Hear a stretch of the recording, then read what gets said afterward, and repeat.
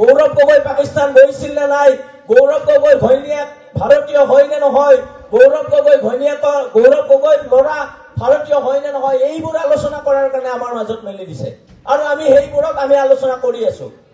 যাৰ ফলত কি হৈছে, আমি মূল কথাবোৰৰ পৰা আমি বিচ্ছিন্ন হৈ আহি আছো। আমাৰ মূল যিখিনি কথা, আমি কি ধৰণে শিক্ষা গ্ৰহণ কৰিম, আমি কি ধৰণে শিক্ষাত আমি কৃতকাৰ্যতা লাভ কৰিম, আমি কি ধৰণে সংস্থাপিত হম, এই ধৰণৰ কথাবোৰৰ চিন্তা চৰ্চা নহয়।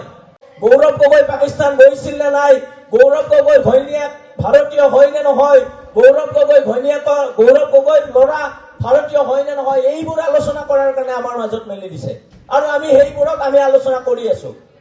যাৰ ফলত কি হৈছে, আমি মূল কথাবোৰৰ পৰা আমি বিচ্ছিন্ন হৈ আহি আছো।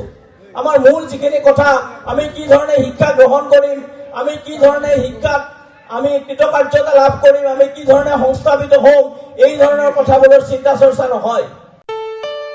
ঘৰত আনন্দ আৰু সম্পৰ্কৰ চমক বজাই ৰাখিবলৈ জৰুৰী হৈছে সকলো আনন্দময় মুহূৰ্তত মৰমৰ উপহাৰ দিয়াটো। সেইবাবে মধুশ্ৰী জুৱেলাৰ্ছে আনিছে সকলো ৰঙীন ক্ষণৰ বাবে বিশেষ গহনা। হীৰাৰে হওক, সোণৰে হওক বা ৰূপৰে হওক, শ্ৰেষ্ঠ ডিজাইনছ আৰু হলমাৰ্কযুক্ত গহনাই ৰাখে সম্পৰ্কক নিখুঁত। তেনেহ'লে আজিয়ে আনক আনন্দ মধুশ্ৰী জুৱেলাৰ্ছৰ সৈতে। যোগাযোগ কৰক 7002800341 নাইবা ভিজিট কৰক LNB ৰোড, নলবাৰী, অসম।